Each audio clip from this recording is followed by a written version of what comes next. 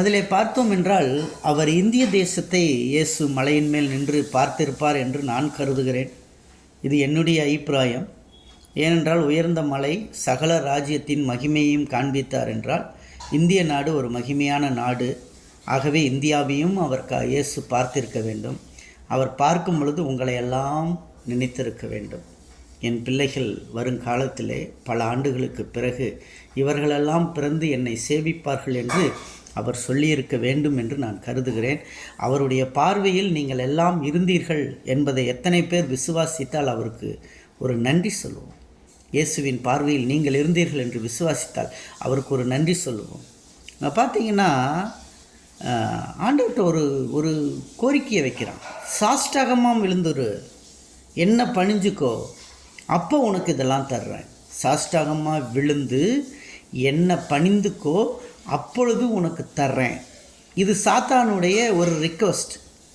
நீ என் காலில் விழு, நான் உனக்கு தர்றேன் அப்படின்றது சாத்தானுடைய ரிக்வெஸ்ட். ஆனால் ஆண்டவர் என்ன செய்ய போகிறார்? சிலுவையிலே இரத்தம் சிந்தி உங்களையும் என்னையும் மீட்கப் போகிறார். சாத்தானுடைய கால்களில் விழுந்து ஆண்டவர் உங்களை மீட்கவில்லை.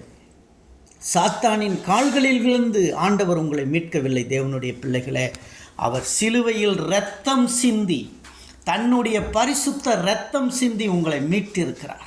உங்களையும் என்னையும் மீட்டிருக்கிறார். நீங்கள் அவர் இரத்தத்தினால் மீட்கப்பட்ட சந்ததி, இயேசு காலில் விழுந்து வாங்கப்பட்ட சந்ததி அல்ல என்பதை இந்த நாளிலே நான் சொல்லிக்கொள்ள விரும்புகிறேன். தேவனுடைய பிள்ளைகளே, அப்படியாக இயேசு காலில் விழுந்து உங்களையும் என்னையும் விலைக்கிரயமாய் வாங்கவில்லை. தன்னுடைய இரத்தத்தை சிலுவையில் சிந்தி உங்களுக்காக உங்களை மீட்டிருக்கிறார் என்பதை நாம் மறந்துவிட வேண்டாம். அடுத்ததாக இயேசு இந்த வார்த்தைகளை சொன்ன உடனே காலில் விழ வேண்டும் என்று சொன்ன பொழுது, ஆசை வார்த்தை அவன் சொன்ன பொழுது இயேசு உடனே அவனை விரட்டுகிறதை பார்க்கிறோம். அப்பொழுது இயேசு 10வது வசனம் பாருங்கள். அப்பாலே போ சாத்தானே, உன் தேவனாகிய கர்த்தரை பணிந்து கொண்டு அவர் ஒருவருக்கே ஆராதனை செய்வாயாக. அருமையான பிள்ளைகளே, இந்த நாளிலே உங்களுக்கு சோதனை வரும் பொழுது அப்பாலே போ சாத்தானே என்று சொல்லுங்கள். அப்பாலே போ சாத்தானே என்று சொல்லி நீங்கள் தேவனை மட்டும் சார்ந்து, தேவனை மட்டும் பணிந்து அவருடைய நாமத்தை மகத்துவப்படுத்துங்கள். தேவன் உங்களோடு இருப்பார், உங்களை ஆசீர்வதிப்பார். அப்பொழுது பிசாசானவன் அவரை விட்டு விலகி போனான். உடனே தேவதூதர்கள் வந்து அவரை பணிவிடை செய்தார்கள்.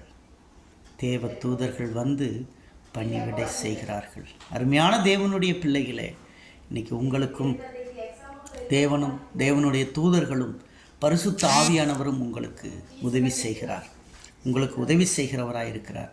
நீங்கள் கலங்க வேண்டாம், கவலைப்பட வேண்டாம். தேவன் உங்களை ஆசீர்வதிப்பார். May God bless you.